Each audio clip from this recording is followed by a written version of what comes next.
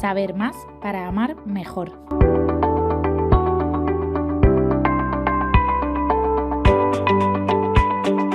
En familia con Tomás Melendo.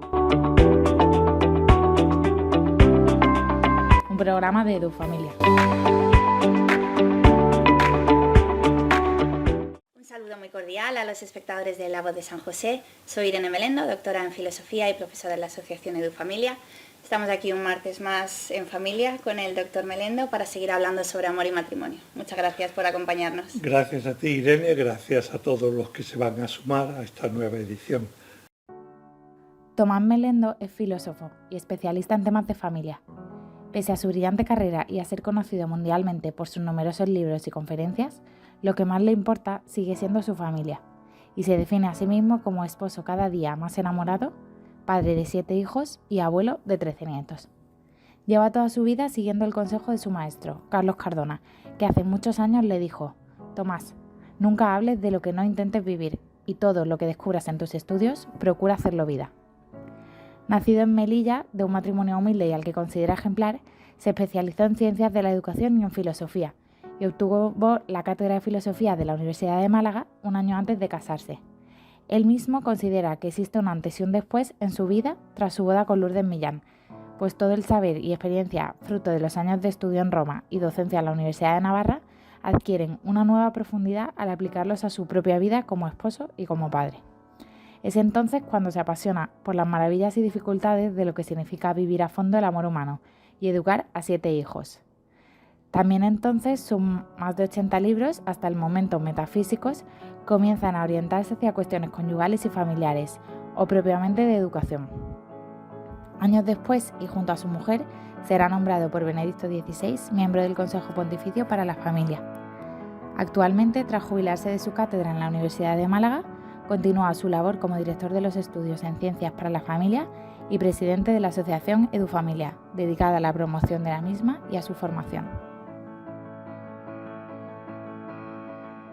En el primer episodio comenzábamos esta serie de conversaciones haciendo hincapié en el hecho de que amar no es algo fácil, no es algo que salga solo, sino que hay que aprender. Y dedicábamos ese episodio inicial al primer paso en este camino de aprendizaje, que era enseñar a nuestros hijos a amar.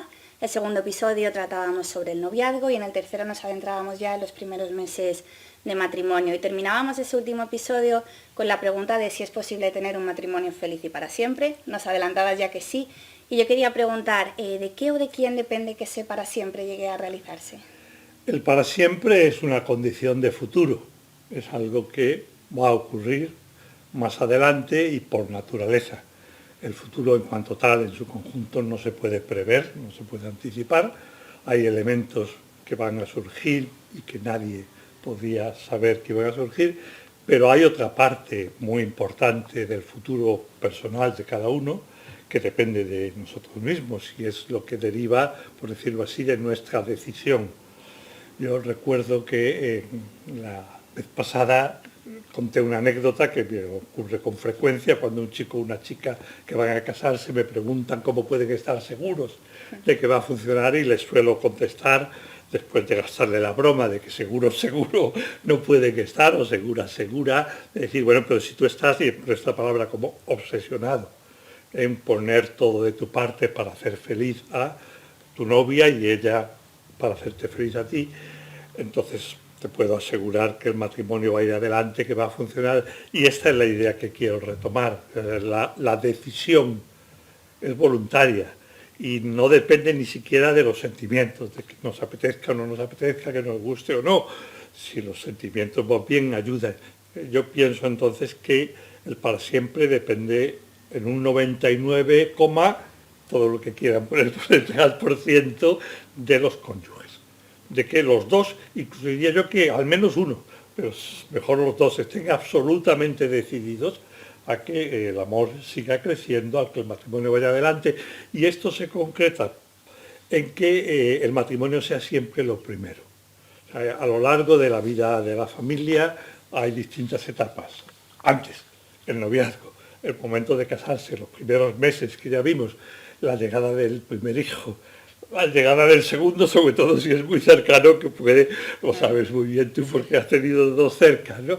La adolescencia y luego el célebre nido vacío, ¿no? Se pone mucho énfasis en que cuando los hijos se van de casa, si no has cuidado el matrimonio, yo diría, corrigiendo, que de acuerdo, pero que no es una cuestión táctica, de si quieres que luego no te ocurra, sino que el matrimonio es como la piedra miliar, como el fundamento de toda la familia, es amor de amores, es el amor del que se alimentan los hijos y que redunda en la familia del entorno. Por tanto, la clave del para siempre es la decidida decisión de que nuestra relación vaya siempre por delante de todo lo demás, también de la propia familia, porque la familia deriva de nuestro matrimonio. Y hay una idea que ha sido recurrente a lo largo de estas sesiones y es la de que el amor es algo vivo. Y a mí me ha quedado bastante claro que es importante tener esto en cuenta si queremos que el matrimonio funcione, ¿no?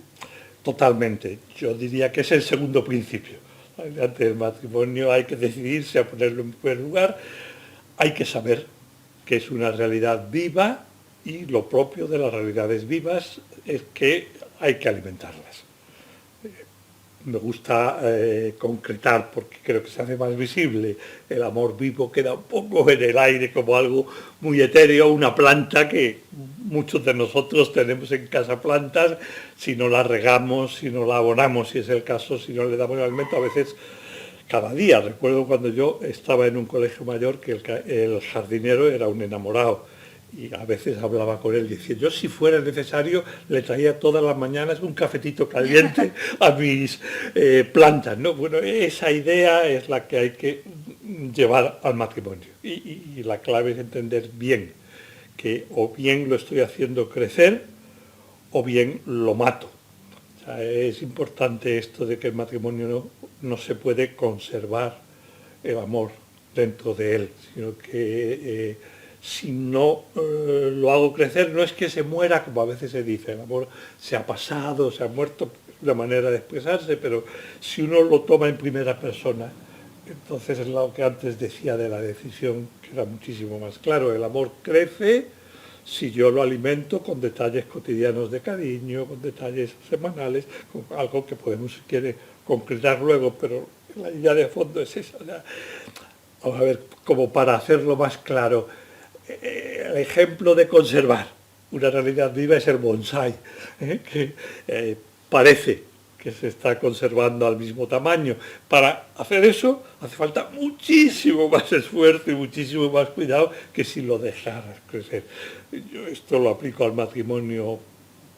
Creo que para hacerlo crecer hace falta tener la ilusión de disfrutar cada día un rato, por lo menos con el cónyuge, y retomo esta otra idea que me ha salido ahora, porque también la trabajo mucho.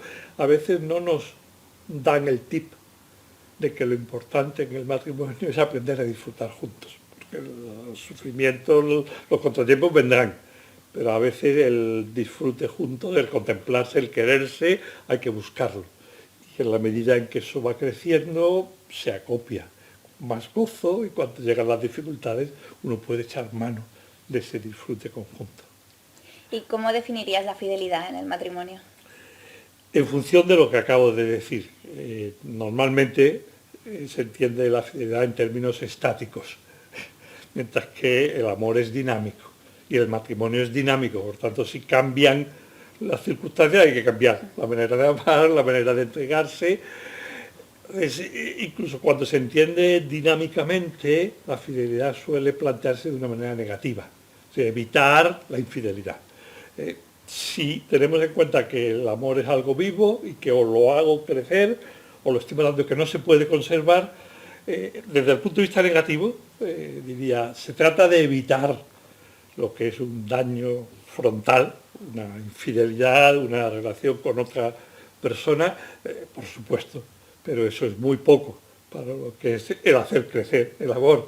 Entonces se trata de evitar lo que pone en peligro el amor mutuo que se tiene, pues el acostumbrarse, por ejemplo, con una compañera, con un compañero de trabajo, la pornografía. Es algo que es muy claramente daña al matrimonio, lo pone en peligro. Se trata de eso, de evitar eso, vuelvo a decir, claro, pero eso es poco. Yo diría que, porque ahora voy a afirmar, me parece que la clave se trata de evitar todo aquello que impide que crezca el amor, porque no se puede conservar. Entonces, si no lo hago crecer, lo estoy matando.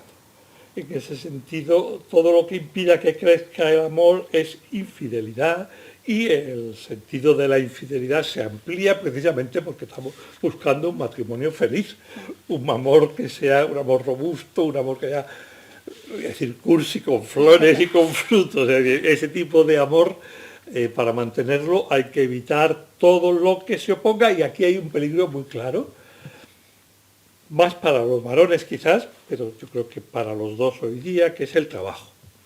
O sea, el trabajo, ¿por qué es peligroso? Por dos motivos. Uno es porque hay que trabajar. Entonces uno se siente como justificado cuando está dedicado al trabajo, pero el trabajo al mismo tiempo embriaga. O sea, el éxito en el trabajo es algo que te llena demasiado, y el ego crece. Crece más que el ego, el relumbre exterior, que la dedicación a tu esposo, o a tu esposa o a tus hijos. Y entonces el peligro de engancharte en un trabajo y que el trabajo se convierta en algo que crece e impide la dedicación del tiempo y de la atención a la familia, es uno de los peligros claros, y es un motivo de infidelidad. En muchos matrimonios se rompen porque uno o los dos se entregan demasiado a su trabajo y no dedican al otro, no hacen que el matrimonio siga siendo lo primero. Yo creo que todos los que tenemos hijos tenemos la experiencia de que ellos son en muchos casos como una de las principales fuentes de discusión y diferencia. ¿Qué aconsejarías para que esto no suponga un distanciamiento en la pareja? Lo primero que diría es que no es malo, porque indica que queremos a nuestros hijos. Suelo decir, en serio, a veces con humor, pero en serio, que al principio, hasta que llegan los hijos, las discusiones provienen del ensamble mutuo. O sea, la diferencia de la que hemos hablado hace que no nos encontremos a gusto, que discutamos. Eso, cuando pasan los años, va desapareciendo, se va atenuando. Ya sabemos discutir, si es el caso, o sabemos no discutir, depende de cada matrimonio. Discutir y reconciliarlos, o no llegar a discutir. Entonces los peligros grandes vienen por parte de los hijos, porque, insisto, pienso que esto es bueno tenerlo claro, porque queremos mucho a nuestros hijos.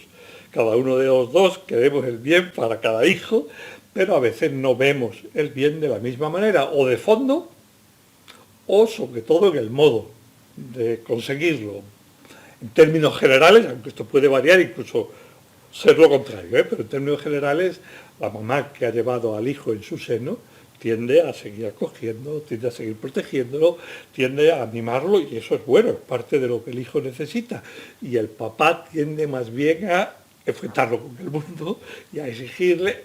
Ahí es muy importante el darse cuenta que para un hijo es mucho más relevante y le ayuda más el que el papá y la mamá estén de acuerdo, que no el que den, por decirlo así, la respuesta adecuada, porque muchas veces no hay ninguna respuesta que sea adecuada. Se pueden seguir varios caminos que llevan al mismo lugar. Sin embargo, para el hijo es importante el seguir nutriéndose del amor de los papás entre sí. Por eso, a la hora de aconsejar a un hijo, a la hora de responderle, a la hora de darle o no un permiso, cuando viene a ti a preguntarte, hay que acostumbrarse que salga solo. Cuando te pregunta, decir qué te ha dicho mamá o qué te ha dicho papá, y confirmar lo que ha dicho mamá o lo que ha dicho papá, aunque uno no esté de acuerdo o una no esté de acuerdo, pero delante del hijo se confirma, y si es necesario, luego se arregla. Desde los hijos, en ese sentido, pueden convertirse en una causa de separación, de fricciones, pero yo creo que lo bueno, lo bonito, lo entusiasmante es que se conviertan en lo contrario. Es decir, que precisamente porque queremos mucho a nuestros hijos, muchas veces limamos nuestras diferencias. No me importa que yo piense que sería mejor, lo que importa es que el hijo reciba el mensaje de que lo queremos mucho los dos, porque ha nacido no de mi amor, sino del amor de los dos, y necesita para seguir creciendo el amor de los dos. Eso me parece que los hijos pueden ser causa de fricción, y aquí de nuevo la decidida decisión de que el matrimonio sea lo primero y que el amor mutuo crezca es lo que lleva a convertir los hijos, en lugar de ser causa de fricción, en ser un motivo para unirse más y quererse más también en el matrimonio.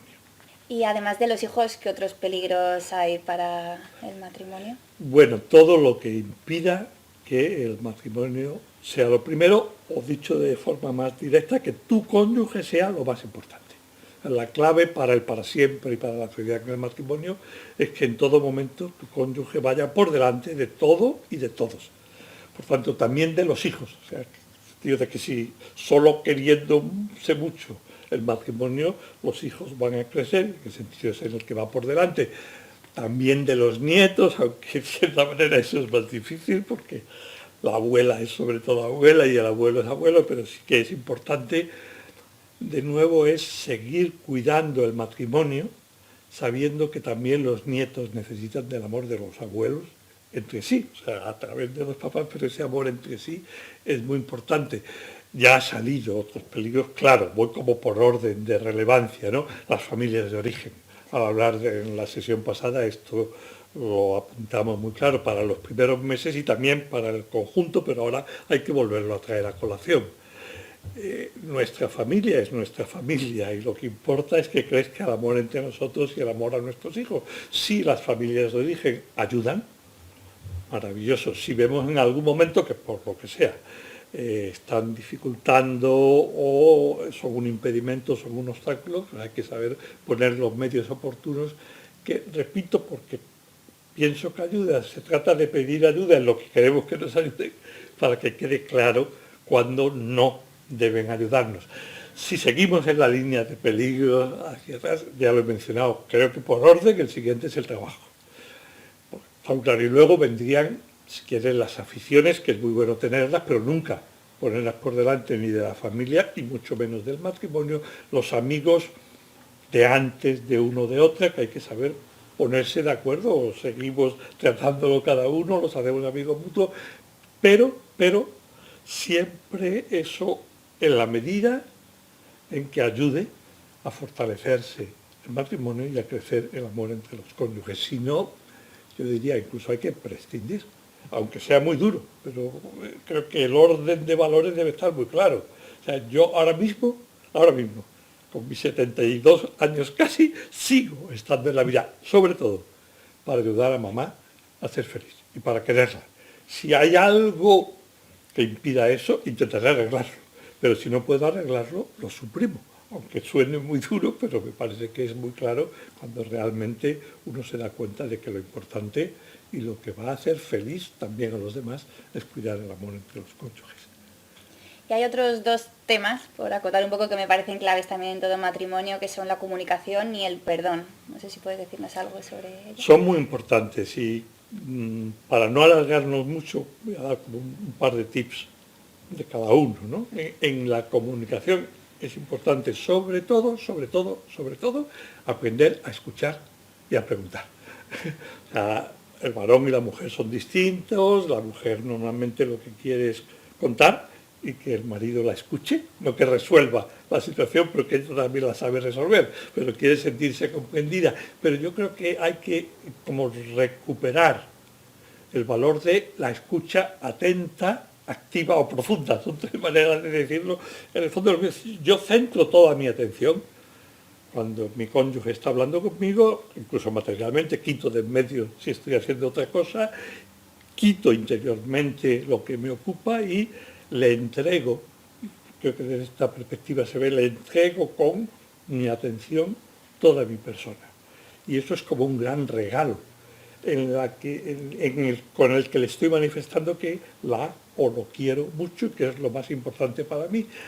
El segundo tip, porque este es como muy general pero muy de fondo, pues yo diría que en una familia, si los papás se esfuerzan por escuchar al cónyuge y a los hijos, la familia mejora enormemente. Y hay un peligro muy claro en el mundo actual que son los celulares, los móviles. Entonces, es muy drástico, pero cuando hay un momento de relación, tanto del matrimonio como de la familia, los celulares o los móviles no deben estar presentes. Yo diría que ni siquiera en el bolsillo, sino en otra habitación, porque la mera presencia hace que la comunicación se vea dañada, se pone a otro nivel más superficial, uno no entra a los temas de fondo porque está más pendiente o porque te interrumpen. Entonces, esto es lo que atañe a la comunicación. En lo que se refiere al perdón, pienso que la idea más de fondo es recuperar la convicción de que somos personas limitadas, imperfectas, y también, por decirlo así, esto está como más de moda y creo que es bueno recuperarlo. Nuestra familia y nuestro matrimonio no tiene que ser perfecto.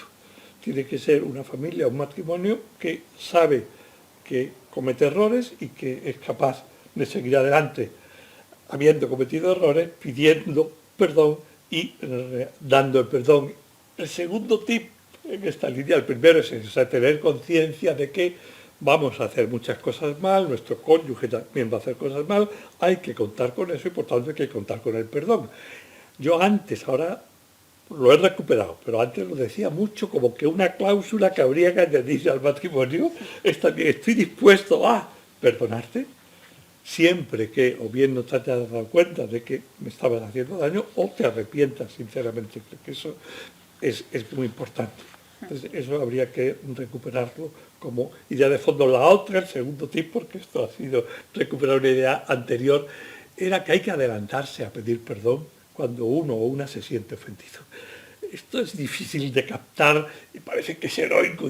No, es simplemente una cuestión, yo diría, más filosófica, más intelectual. En una relación intervienen siempre los dos.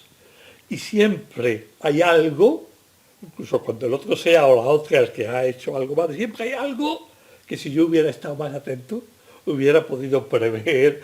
Si lo veo muy cansado, tengo que saber, o muy cansada, tengo que saber que en ese momento no es el momento de plantearle un problema porque no puede asumirlo. Entonces, eso es bueno uno darse cuenta que ese poquito, a causa del cual él o ella ha saltado, es lo que yo tengo que pedir perdón por no haber estado lo suficientemente presente, haber tenido el amor suficiente para evitarlo y ayudarle a él o ayudarla a ella a que no hiciera algo que era dañino para ambos.